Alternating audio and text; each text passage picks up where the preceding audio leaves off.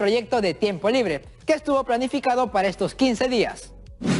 En ese tiempo hemos generado distintos insumos para contribuir al Plan Familiar de Gestión de Riesgo ante Sismos en tiempos de emergencia sanitaria, como por ejemplo, señaléticas al interior de tu casa que permiten identificar zonas seguras y zonas de evacuación. Planos a escala de tu vivienda donde se identifiquen estas zonas. Planos a escala de tu localidad para visualizar las rutas óptimas de evacuación. Y presupuestos para la reconstrucción de alguna zona afectada por un sismo, relacionados con préstamos con interés compuesto.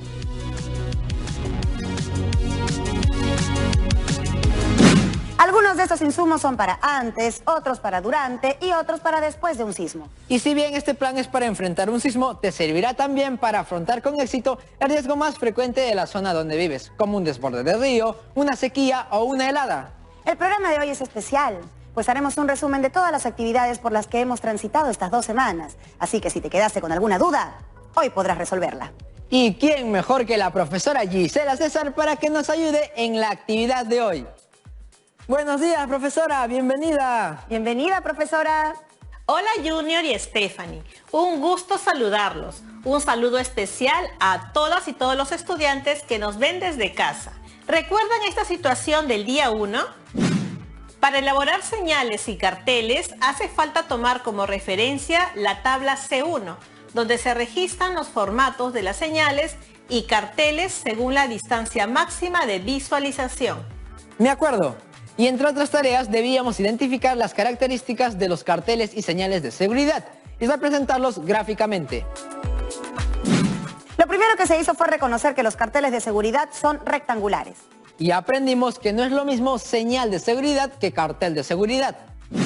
Los carteles de seguridad contienen la señal de seguridad y la información adicional en un portador rectangular.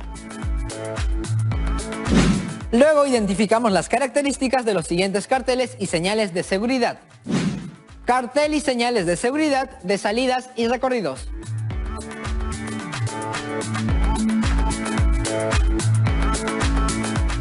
Carteles de obligación.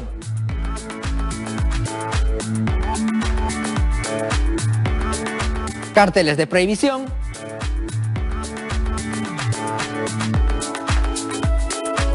Carteles de advertencia.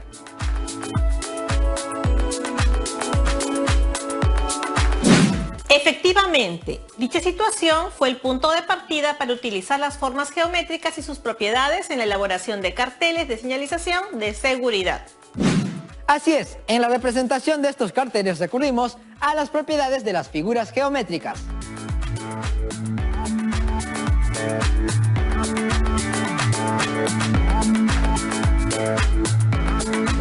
Además, al dibujarlas, pusimos en práctica todas nuestras habilidades de precisión en las medidas y en los trazos. Correcto, no se trata de dibujar por dibujar, hay que hacerlo con precisión.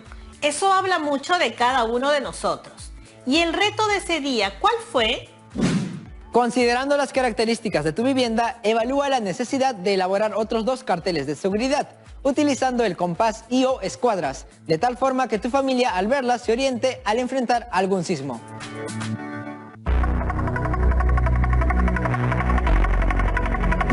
Es muy importante tener en casa los carteles de seguridad debidamente identificados y correctamente ubicados para poder ayudar a todas las personas que viven con nosotros, sobre todo cuando nos encontremos en momentos complicados. Nosotros también hicimos nuestros carteles, miren. Me sorprendieron, están muy bien hechos, felicitaciones. Hablemos ahora del día 2. Ese día hablamos de las escalas. Se mencionó que son una relación matemática que permite la representación de un objeto en un plano variando su tamaño real, pero manteniendo sus proporciones. Vimos también que se escriben en forma de razón, donde el antecedente indica la medida de un segmento en el plano y el consecuente la medida de este mismo segmento en la realidad. Por ejemplo, 1 a 50, 1 a 75, 1 a 100. También es importante mencionar que ambos se deben expresar en la misma unidad de longitud, por lo general centímetros. Ese día se abordó esta situación. Constantemente estamos expuestos a distintos riesgos generados por peligros naturales y sociales y factores personales que vamos aprendiendo a gestionar como parte de nuestro proyecto de vida para alcanzar nuestra realización personal. Todos somos conscientes de los riesgos que corremos y lo importante que sería anticiparnos y estar preparados. Por ello es conveniente empezar a elaborar un plano de nuestra casa para poder reconocer los lugares donde podríamos ubicarnos durante un sismo y los lugares hacia donde podríamos evacuar, ayudando a todas las personas que viven con nosotros. Y si mal no recuerdo, las preguntas eran: ¿cuáles son las características de infraestructura de tu vivienda? ¿Sabes qué lugares de tu casa son los más seguros y cuáles los más peligrosos? También nos pedían dibujar un plano de nuestra casa a una escala conveniente e identificar allí las zonas seguras y las rutas de evacuación hacia la vía pública.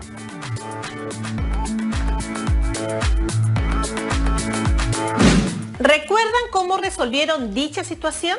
La primera pregunta la contestaron 3 estudiantes: José Luis, Moisés y Guadalupe. José Luis de la Selva nos decía: debido a las lluvias y a las altas temperaturas e inundaciones por el desborde de los ríos, mi casa está sobre pilotes. Su diseño es muy abierto, con grandes ventanas para que haya mucha ventilación. El techo es alto y de madera, con cobertura de hojas de palmeras a 2 aguas. Prácticamente en la parte exterior todo es amplio. Mientras que Moisés de la Costa nos contaba: mi casa tiene la apariencia de una caja rectangular con techo plano. La fachada de ingreso con puerta y ventana. Cuenta con divisiones para la sala, comedor, cocina, dormitorios y baño. Una parte es de ladrillo y otra de madera. La calle es amplia, pero con cierta caída porque vivo en una pendiente.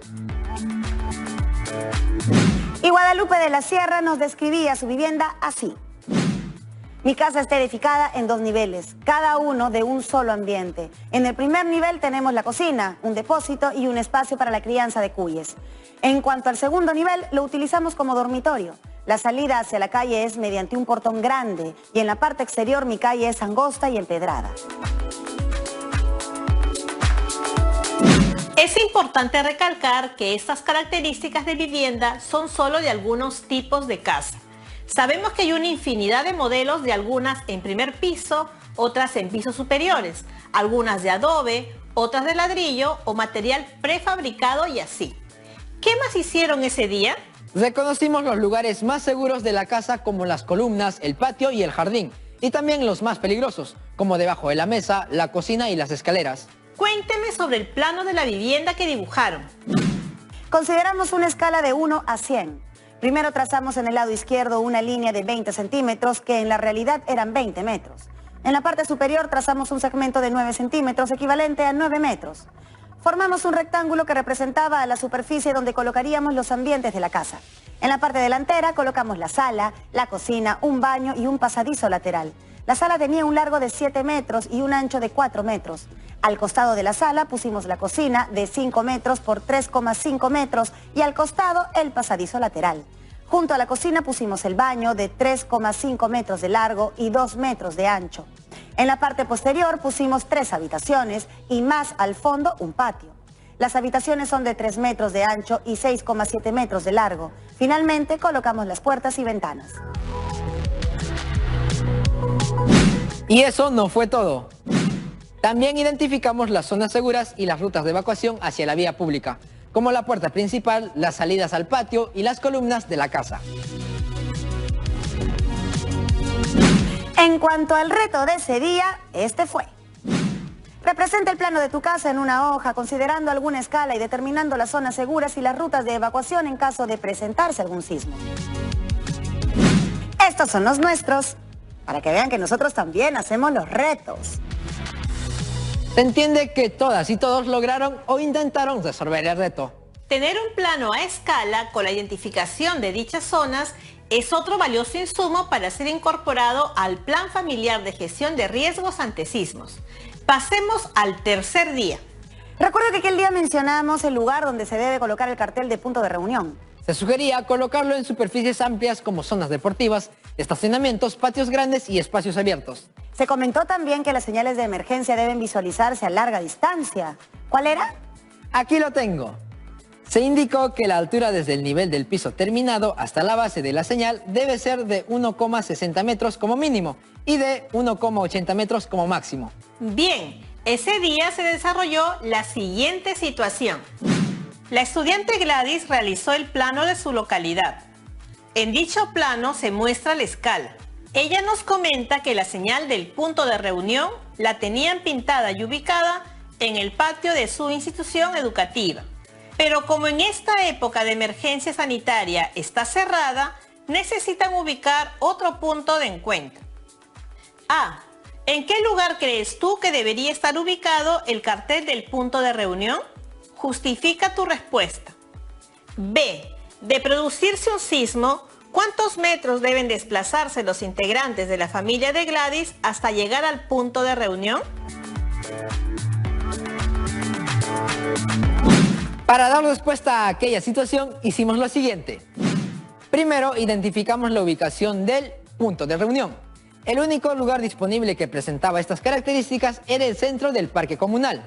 De acuerdo con el plano, el parque comunal tiene forma rectangular. El largo es de 30 metros y el ancho de 18 metros, siendo su área 30 metros por 18 metros, igual a 540 metros cuadrados. Lo suficientemente amplio como para reunir a un grupo de personas. ¡Qué importante! Sí. Luego calculamos la cantidad de metros que debían desplazarse los integrantes de la familia de Gladys. Calculando la distancia, desde el centro de la casa de la familia de Gladys tenemos, por el jirón Los Sauces, 8,5 cuadrículas. Del jirón Junín al punto de ingreso al parque, 5 cuadrículas. Del punto de ingreso al centro del parque, 5 cuadrículas. Total de cuadrículas, 18,5. Considerando la escala gráfica, calculamos la distancia en metros multiplicando 18,5 por 3 metros. Y la respuesta que obtuvimos fue que los integrantes de la familia de Gladys debían desplazarse 55,5 metros desde su vivienda hasta el punto de encuentro. Gracias, Stephanie, por tan claro repaso. En cuanto al reto de ese día, este indicaba lo siguiente.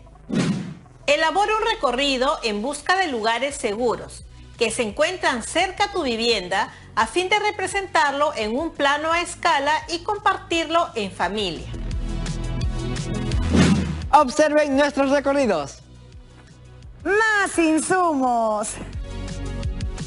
Y así llegamos al cuarto día. La situación de ese día decía: en el momento de decidir cuál era la ruta óptima de evacuación ante un sismo, Junior y su familia optaron por salir de su casa hacia la canchita, tomando con precaución el recorrido en línea recta por la avenida que las une. Teníamos una pregunta por responder. ¿A qué distancia real está la canchita de la casa? ¿Y cómo lo resolvieron? Se elaboró un plano cartesiano para ubicar la casa y la canchita, considerando las respectivas coordenadas. Se formó un triángulo rectángulo. Recuerdo que utilizamos la fórmula del teorema de Pitágoras, que dice que la suma de los lados elevados al cuadrado es igual a la hipotenusa elevada al cuadrado. Así teníamos, el lado AB elevado al cuadrado es igual al lado AC elevado al cuadrado más el lado BC elevado al cuadrado. El lado AB elevado al cuadrado es igual al lado 200 elevado al cuadrado más el lado 100 elevado al cuadrado. El lado AB elevado al cuadrado es igual a 40.000 más 10.000, o sea 50.000. El lado AB es igual a raíz cuadrada de 50.000, lo que nos dio un valor aproximado de 224. Así es, Junior. La distancia entre la casa y la canchita es aproximadamente 224 metros.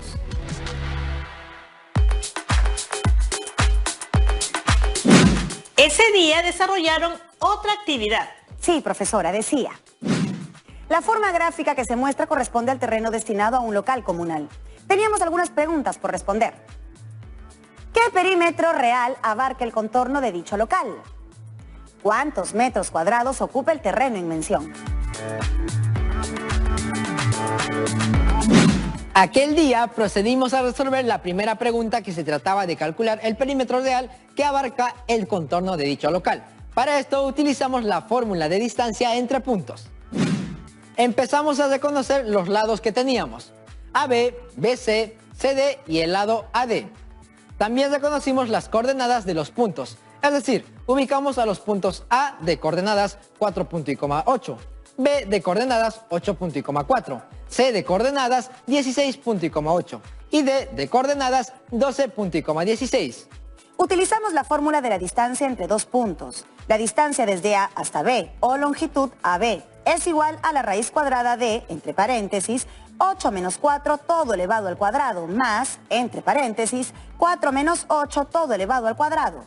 AB será igual a la raíz cuadrada de 4 elevado al cuadrado más, entre paréntesis, menos 4 elevado al cuadrado. O sea, AB será igual a la raíz cuadrada de 16 más 16. Entonces, AB es igual a la raíz cuadrada de 32. Finalmente, la distancia desde A hasta B resulta 5,66 aproximadamente.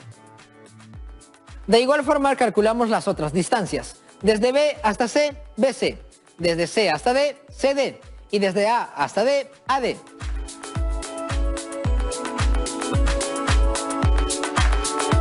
Teniendo como perímetro en el plano 5,66 más 8,94 más 8,94 más 11,31 igual a 34,85. Como la diferencia entre una y otra unidad del plano cartesiano es 5 metros, el perímetro real será 34,85 por 5, igual a 174,25. Y respondimos la pregunta, que el perímetro real que abarca el contorno de dicho local es de 174,25 metros.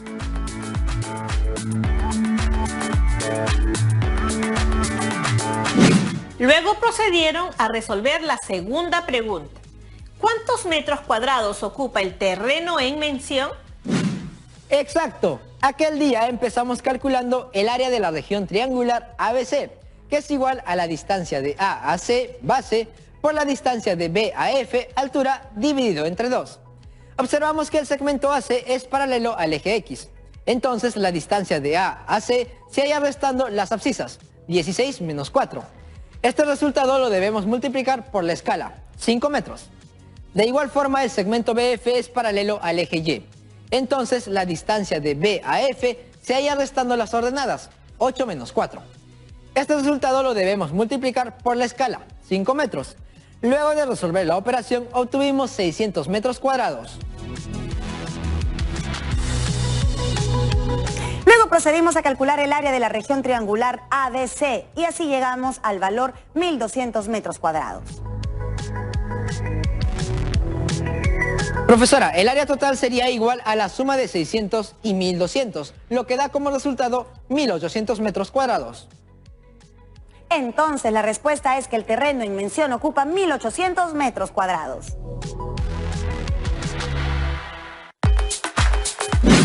En cuanto al reto de dicho día, este pedía identificar las zonas seguras en el interior de las casas, así como en la parte externa hacia donde se podría evacuar ante un sismo.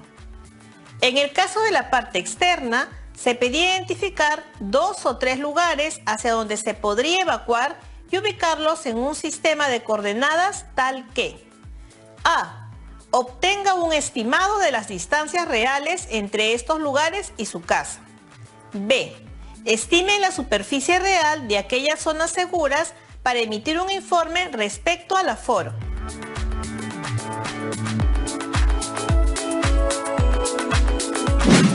Otro reto resuelto y un insumo más para tu plan. Pero dejemos el desarrollo y respuesta para nuestros estimados estudiantes que con toda su creatividad presentarán su plano de recorrido haciendo uso de coordenadas. Entonces, como bien dijiste, ya tenemos un insumo más para su plan. Ya casi estamos por terminar de revisar todas las experiencias de aprendizaje.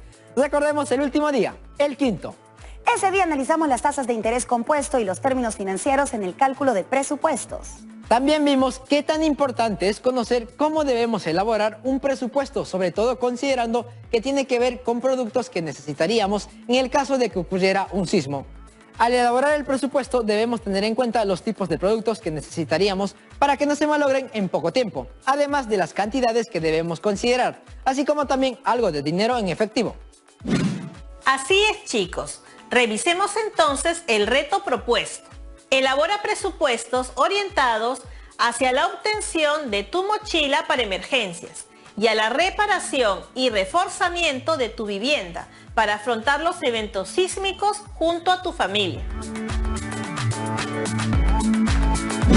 Ahora sí, es el momento propicio para poder elaborar nuestro presupuesto.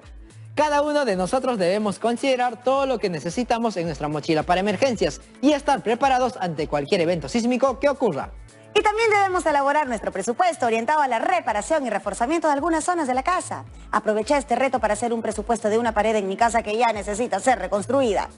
Aquí mostramos el cumplimiento del reto. Qué interesante observar que a partir de una situación matemática podemos observar sobre el tema de cómo usamos nuestro tiempo libre y sobre todo cómo vamos a actuar oportunamente frente a los sismos. Muy bien, chicos, y así terminamos nuestro recuento de las actividades de estas 2 semanas.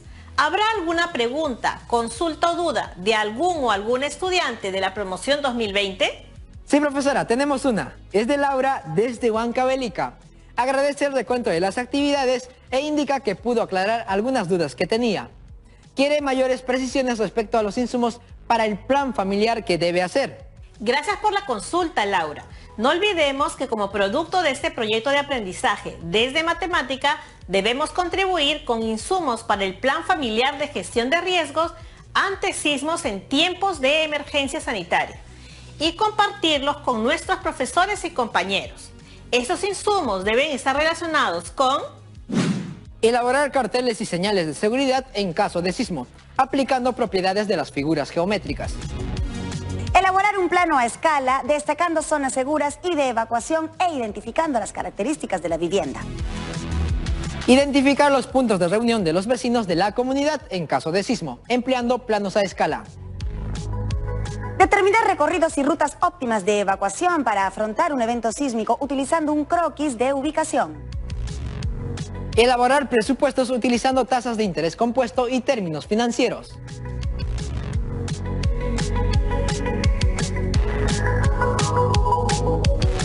Con esto creo que ya estamos llegando al fin de nuestro programa y al fin de nuestro proyecto en lo que a matemáticas se refiere.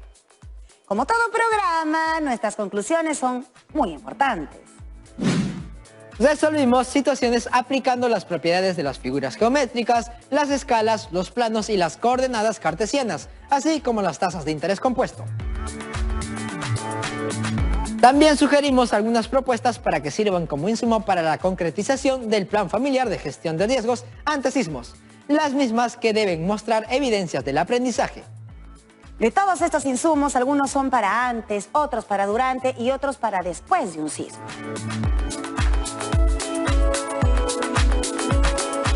Esta experiencia que estamos teniendo en hacer un plan familiar para un evento natural en particular nos servirá de mucho cuando queramos elaborar algún otro plan que permita afrontar con éxito el riesgo más frecuente de la zona donde vivimos, como por ejemplo un desborde de río, una sequía, una helada, etc.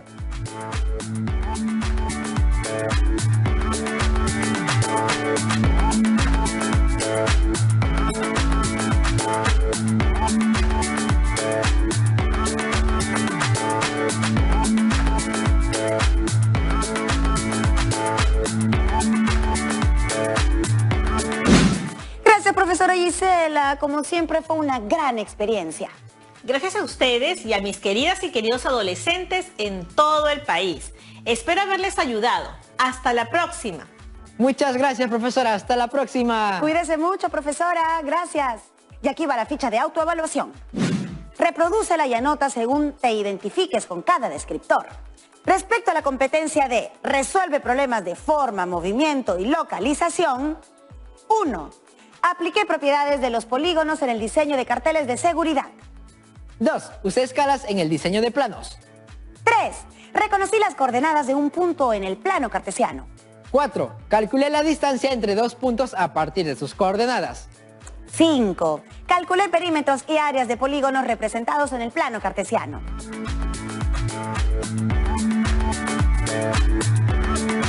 Y respecto a la competencia de resuelve problemas de cantidad. 1. Elaboré presupuestos. 2. Apliqué el interés compuesto a situaciones financieras. 3. Evalué la mejor propuesta financiera.